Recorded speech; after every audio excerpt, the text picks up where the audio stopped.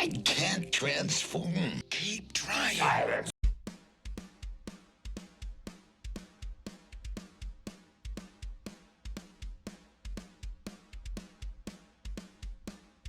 Hey y'all, welcome to another episode of I Can't Transform. Keep trying! An episode of unboxing, Transformers unboxing, initial transformation in which I, Max Prime, humble myself and share something that I enjoy doing, which is unboxing Transformers, and then something I don't enjoy doing, which is sort of struggling through an initial transformation before I sort of have a sense for sort of how to do it. So here we go.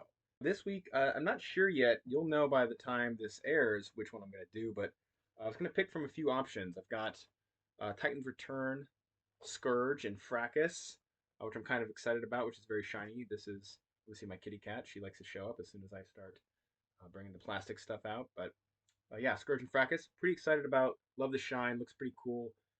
Pretty cheap. There might be some issues. I don't know. So far, I've really liked a lot of the Titans Return figures, so we'll see.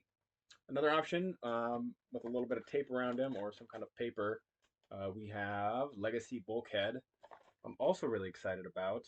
I have heard, or I do know that a lot of people, or at least a handful of people, take issue with the fact that he is not consistent with the Prime or animated Bulkheads. He's lost a little bit of his chunkiness, his unit status, and got a little bit of a slimmed down G1ification that is, yeah, maybe a little dubious, but I don't know. I'm looking forward to this guy, and he's one of the ones I might open today. Third, we have Dreadwind, Power of the Primes edition. So Dreadwind, also very exciting figure for me at least. One, I had the Power Master original Dreadwind. I believe, I don't know, I don't think the other one was named Darkwing. I think they're named Blackwing or Darkwing now. I'm not sure. There's another one, but back in the day, the Power Masters, they would form up into one giant jet, and I definitely had that as a kid, and loved it, and loved the Power Masters. And he's not really a Power Master, which is kind of a bummer, but I think he looks really cool, and I'm looking forward to making him a part of a Gestalt figure, hopefully, knock on wood, with Moonracer and Alita 1 from the Power of the Primes. So far, I've kind of really liked the Power of the Primes, and a lot of people I don't think they do. And that's okay, because that means that I can get some figures for decent prices that I find really enjoyable.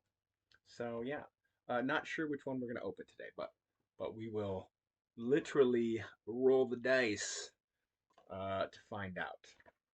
So something I want to do before we get into the unboxings, and also I hesitate, but I did want to throw this one in there too. It's a Galvatron WFC, the alternate coloration. I forget the specific name of it, but one of four possible figures that we're going to unbox today and initially struggle through. But before we get to that, I want to do sort of like a every episode do something sort of meta level, something sort of personal about sort of collecting and about I don't know, some aspect of it, just basically like whatever occurs to me that's of interest this week.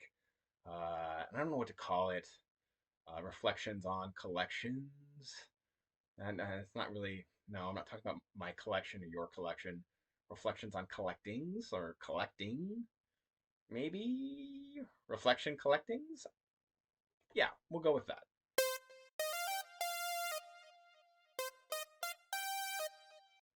So, the thing I wanted to reflect on this week is sort of two sides of this, what I perceive at least to be the same coin. Side one, we have sort of like holy grailing, looking for that perfect, the most amazing toy that will complete our collection and or potentially us as human beings. For me, as a kid or as a juvenile, I suppose that was definitely G1 Fortress Maximus, who I didn't have as a child and always wanted, but was too expensive. And then for my 16th birthday, I saved up my money and got both my parents to pitch in separate sides, working together to get me a G1 Fortress Maximus for my birthday. Didn't get a car. You know, that's some kids, you know, that's what they want. I wanted G1 Fort Max. I'm obviously rocking G1 Metroplex here, but yeah, that was a holy grail for me. And lo and behold, that was many, many years ago, and it did not stop my collecting or cause me to be a long-term sort of happier person per se, you know. So that's holy grailing. But then on the flip side of holy grailing is sort of, I see sort of like this being a similar or related, not issue, but tendency, fault finding, nitpicking, fitnicking. This appears to be a very common occurrence among Transformers reviewers. Reviewers love to talk about things like problems with the shoulders, problems with the knees, problems with the kibble and the gaps and the, you know, wrist rotation. All these things where parts forming, parts forming. Even my girlfriend doesn't like parts forming, and she doesn't care at all about Transformers, but it drives her nuts. Anyways, all these issues, all these faults. And I sort of get it in the reviewing context because reviewers are also really trying to help us viewers, you know, a lot of times figure out, do we want to spend our hard-earned or uh, modestly worked for cash on these plastic toys? Do we want to spend our money? Is it worth it? And I do think the fault finding within that context does sort of make sense. But I think that also sort of occurs to me is that, you know, there are all these faults. We're like, well, why can't Hasbro get it right? You know, also I have to make all these compromises. And then to me, there's sort of like a more nefarious thing, which is that basically mild disappointment is actually a much easier feeling or sentiment to exploit. Why can't he hold these things? Oh my! From my marketing perspective, than satisfaction. A toy that is good but not perfect, but like doesn't crush your hopes for a better toy. If that toy is priced right, that will lead you. It should leave you open to buying the next one. Actually, no, not really. Not on this one. I'm so aggravated by this. And the next one, and the next one. And yeah, I think you probably get the idea. I guess the thing is that there's nothing wrong really with grailing. I'm not saying there's anything wrong with holy grailing or nitpicking, uh, particularly when, you know, in the case of toy reviews, when you're trying to figure out, you know, do you want something? But I don't know. I think the thing that makes me anxious about this is that nothing is perfect. Not me, not you, not whomever we're interested in or dating, not our friends, not our family, nobody we're related to, and no toys. Like no toy is gonna be perfect, uh, and that's okay. And so I guess, you know, for me, finding the stuff that's good in people and in toys, the stuff that's worth appreciating, acknowledging the faults, finding the faults that, you know, we find interesting or redemptive. You know, here a good example. Titan Master Astro Train. Uh, Sort of a, you know, flimsy figure. Sort of, you know, has some issues. Has these giant pointy shoes. Giant pointy shoes. Uh, but I kind of love him. I find this guy to be a figure that I genuinely enjoy transforming almost every time I do it. It's not super complicated. And, you know, it's like obviously not to scale in any meaningful way. His train is smaller than lots of people's cars. And it's like skinny and kind of weird. But I kind of love it. I kind of love the train. I kind of love the silly shoes. I kind of love the waist explosion, splitting down the grundle. Uh, I'm kind of here for it, and it's hard to say why, right? But he's not a perfect toy, but that's obviously not why I'm interested in him. So, yeah. Anyways, some reflections, some recoflectings, whatever. What's my point? I don't know. All right, so unboxing. We've got four contenders. We've got Scourge and Fracas. We've got Galvatron. I think Galvatron I'm only gonna open on a nat 20. We've got Legacy Bulkhead, and we have Power of the Primes Dreadwind. I'm gonna give Power of the Primes Dreadwind. Who do I want to open the most? Galvatron is sort of the specialist. So I'm gonna give him. He gets 19 or 20. I think Power of the Primes Dreadwind might be number 2. So I'll give him. I will have to roll maybe like a 12 through 18. 12 through 18. And then I'll say 1 through 6. and 7 through 11. 1 through 6 for Fracas and Scourge, 7 through 11 for Bulkhead, 12 through 18 for Dreadwind, 19 or 20 for Galvatron. Okay, this is going to be an honest dice. I'm not sure. You're not going to be able to see it. Do you trust me? You probably shouldn't. Ooh, a 10. It's a 10. I swear. Okay, a 10. So that was 1 through 6. I think that's Bulkhead. Kind of disappointing. Now I'm like, okay, do I go against my own dice roll and open the one I want? Do I roll again? Do I want to open Bulkhead? Now this is it sort of reveals what's going on inside of me. Do I just want to go for Galvatron? I'm gonna roll one more time. Give myself a chance at that 19 or 20. Do I get advantage on this roll? If you don't know D&D, you're not sure what I'm talking about. But I'm just doing it. A 14. Okay. So that is not enough for Galvatron. So I'm going to stick with the original Bulkhead Legacy version as the toy that I am going to open and unbox. Okay, so I lied. I'm going to go with the second roll, which was a 14. So the dice don't lie exactly, but I'm my own DM and my own player. And upon reflection, I just want to open Dreadwind, and I like the Power of the Primes figures. I am starting to work on my own little custom gestalt. But I think it's going to be Dreadwind, and I think it's Darkwing or Blackwing. Maybe the G1 was Darkwing, and the new one is Blackwing for reasons unclear. Or I don't know. We'll find out. Well, Dreadwing, that wouldn't make any sense. Anyways, yeah, I'm just excited for this figure, and I think the thing is, one of the things that I've observed in at least a little bit in some of the other videos is like I do want this to be fun, and I don't want it to be work because it's not work. I don't get paid for this. I get paid to do something else. So this is my fun thing. Okay, first off, craziest box leg positioning I've ever seen on a toy. What is going on? My cat is investigating because she heard plastic opening and she wants it. But yeah, this is the strangest leg splay weird fucking thing. Weird bleeping thing I have seen in a while. But it's creative. They're like, we can't fit those legs in there front to back, so let's just turn them crooked. Turn them crooked. Okay. Yeah, let's open this up.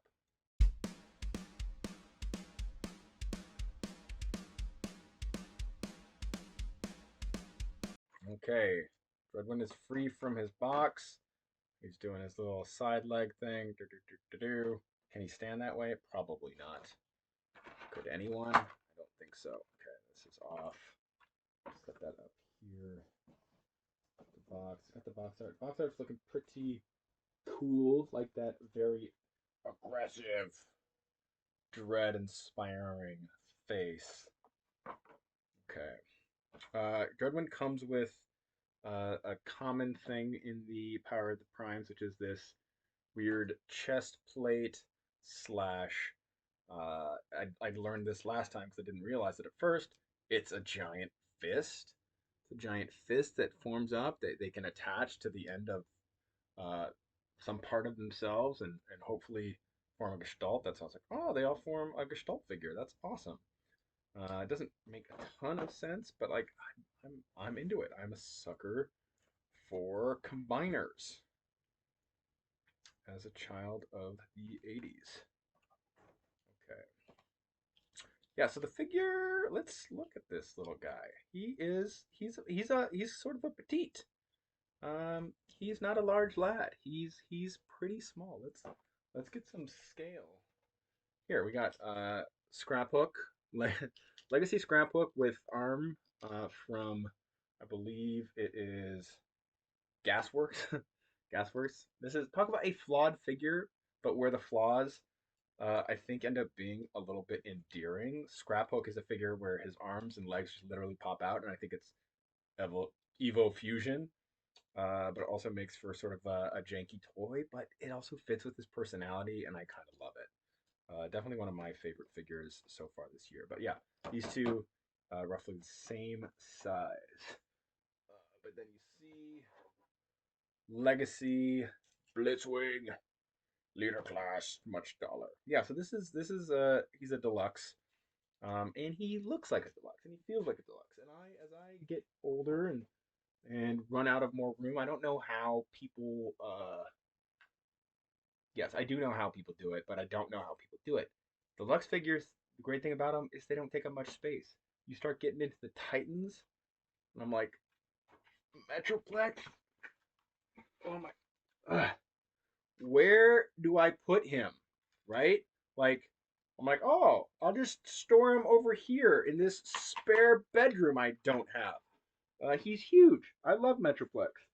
Um, but with all the Titans, I'm just like, yeah, I think you get tightened out. I've got Black Xeric and Metroplex, and then I do have the what's it called? The Omega Supreme Redeco with Lunar Tread. I'm just Guardian, like Guardian Robot, Guardian Sentinel Redeco. I have not opened him yet. I'm waiting until I move into a larger residence that has more space, basically. Because, like, where am I going to put him? I don't know. So he's like sitting in his box just chilling. My cat uses it to climb up into stuff. So for now, that's where he lives because he is too big. And these little deluxe figures are so cute, and you can have way more of them than you could otherwise have if you were going for bigger figures. So I really do like the deluxe figures. But let's check out his figure. Okay, so he's got yeah, knees. They do bend. These knees do bend. His arms. Yeah, look at these little arms. They go up. They go like that.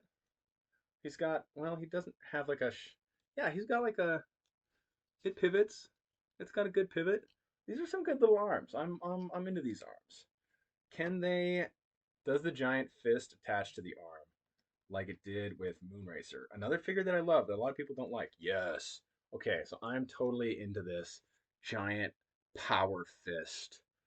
Uh, that these Power of the Primes figures. I want him to get into a boxing match. I want Moonracer to get into a fight with somebody and then just pull out her giant mega fist and just punch them in the face. Yeah, love it. Very cool. Can't wait for that. Okay, in terms of transformation, well, yeah, let's see. I love the head sculpt. Simple. He does have. I was wondering this. Who are the bald Transformers? Who are the baldies? I do wonder sometimes. I think Megatron might be sort of like closet bald. You know, like he's bald, but he's self-conscious about it, so he wears his giant metal hat. Uh, yeah, we'll just grab Megatron. Like, doesn't he sort of have bald guy vibes? Like, he's the guy who always wears the hat to the party. He's the guy who always has like the little cap over his head, um, because he's bald and he's too is worried about skin cancer. That's why I do it. No, I don't know. I think Megatron has pretty big bald energy. Um, Bezos obviously very bald. Bezos Megatron definitely got, yeah. Dreadwind had some good. He's got a good little bald chrome dome. He's got some prime looking little ear antennas on him, which I think are pretty cool. His back kibble is not too bad. He's just a giant freaking jet cone. Oh yeah. Oh, that's a okay. This is a soft touch. So the original G1 Target Master, I just remember this. I'm not really a researcher. Um, had a rubber tip nose, and this guy's little nose is definitely like made of rubber, which I'm just like, ooh, yes, yes. I didn't know I wanted that, but I like it. Yeah, does he stand up? Let's. He has huge feet because that's where his little jet things, and that is pretty helpful because like so many figures just fall over, and I can tell Dreadwind is going to be someone that I can literally. I make little pretend play videos also, but I could set him on some carpet and Dreadwind could stand up. Versus, sorry, Alita 1. I love Alita 1. She's amazing. Cool figure, cool car, so much back kibble, but like she can barely stand up on like a solid surface. She cannot stand up on carpet to save her life. So, yeah, love these giant feet. Okay. Does he transform? Let's find out. And by does he transform, I mean, can I transform him? Let's find out. I can't transform. Keep trying. Okay, so transformation. So before we get to that, backtrack a little bit. Didn't occur to me. I unpackaged this little card, and so one thing that occurred to me that again, this did not occur to me before. I do some work in advance of these things, but not a ton, because I want my reactions to be genuine. It hadn't occurred to me. Dreadwind's name. I was like, oh, Dreadwind. Like, is he like a stinky Eardicon? Is that why they call him Dreadwind? Does he have a noxious gas that he spreads during his flights? And then I saw his Power of the Primes card. On the back it says, takes ominous airborne forms. And I'm like, oh yeah, you know what else takes ominous airborne forms? Yeah, a fart. So, anyways, Dreadwind, is he my guy? Is he a farting transformer? I don't know, but I'm thinking that the answer is yes, and I'm thinking that when I use him in a pretend play story, I will figure out a way to work in an odorous quality to his character because why not? Do Transformers fart? I don't know. We'll find out. Anyways, okay, transformation. So, yeah, I don't know exactly. The head appears to rotate. It is like part of it is a combiner piece, and then I think it also rotates to conceal itself. But I don't know. The head, the head of the jet, pops out and pops down. Does it? Hmm. Okay. Yeah, well, that's kind of it's kind of janky. So the head just like sits there like that. Now I guess he just has like a hat. He's a one of the other kind of seekers, the cone heads. Yeah, is there a way to? I guess so I can conceal. I can spin his head around backwards and conceal it, so it's not just creepy robot head staring at me once he's in jet mode. But I do. I hadn't mentioned this before, but I am a sucker for the colors. I love the teal and the purple together. He's also sort of like a nice, like off gray. It's not quite gray. It's not quite white. But I do kind of like it. Okay, so what do the legs do? This one is already sort of like flopped out, suggesting that they fold up. So I think, let's find, does this, no, okay, doing that wrong. That's wrong. It's not about failure, it's about effort? Is it about effort? I don't.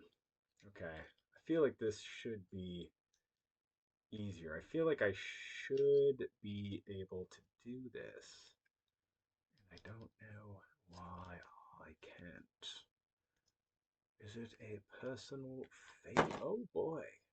Okay, so this is a little jankier. So I have already lost the back of the leg.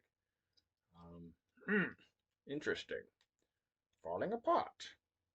Hopefully that's not too common of a thing. Or just pops out. It did pop back on pretty quick. But let's. Am I doing this wrong? I feel like these should. Yeah. Okay. Maybe that's. No. This is not right. What am I doing here? Oh. Nailed it. Okay. So it's this little joint needs to be folded more completely, and I was not doing that. I'm going to pop this piece back on. I'm going to try this again on the other leg. Rotate it like so. fold, and then I'm going to try to hold this. This is hard to do. And do it in front of you. I'm going to have to focus a little bit. Yeah, fold that down. Okay, this is probably getting focus, face frustration. Damn. Okay. No. Oh, here it goes. Okay. Just popped off again. So this, I think this is probably maybe one of the issues with some of the Prime stuff where you're like, it is a little loosey-goosey, you know? And I am, did I just unpop the other leg as I was doing this? Oh, wait. Oh, here we go. Okay. Oh, yeah. Why can't I figure that out? I got it back in. Now I just have to reattach his other leg that popped off entirely in the transformation. But, okay, now we're in business. So we got those two things popped up, and it all kind of, the legs kind of like smush in a little bit. Now he's just got giant arms. Just, those are not airplane arms. But let's, okay. It looks like he's got a little bit of the, well, okay, I think the jets, the wings sort of like tab in, or they might, or I might break it. It's got a, like a little tab hole. Okay, oh, no. Maybe, no. It's got a little, This is not quite, it's not quite like fitting in.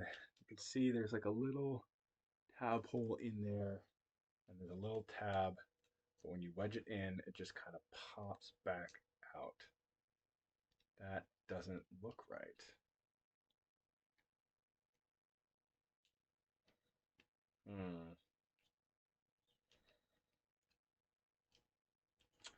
This is maybe a little bit of a, don't think this is full-blown user error. I think this is more,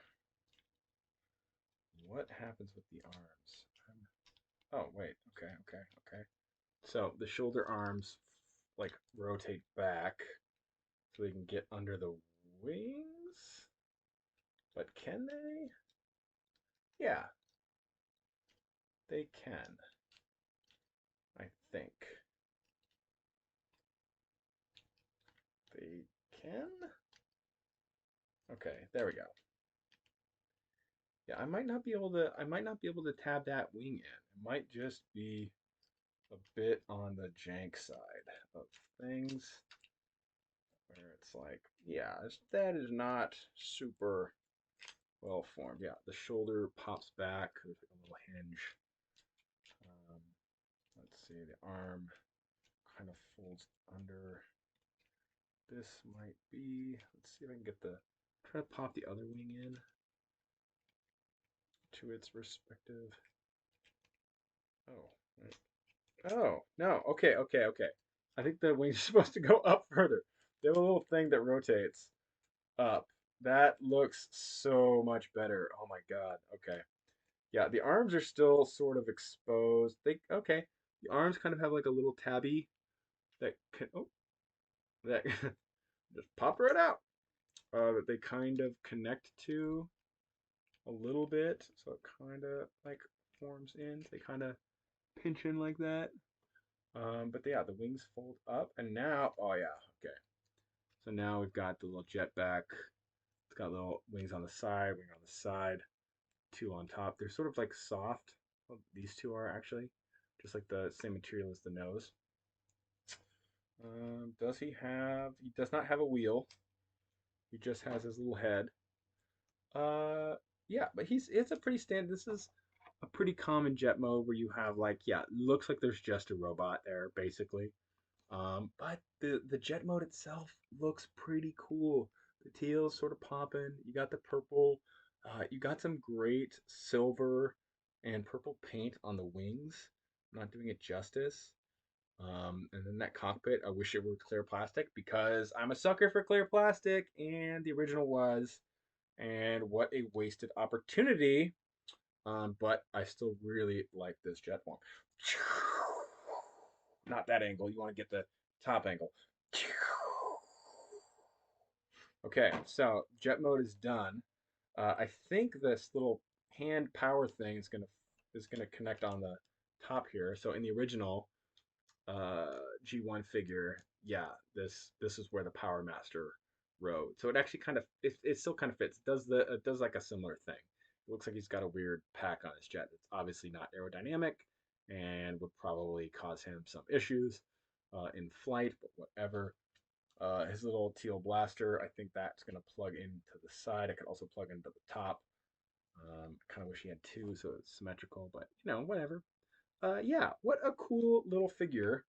Not perfect, a little flimsy on the legs, but I like it. I like the colors. I liked the bald headedness of it. I like that it is sort of just like a simple jet.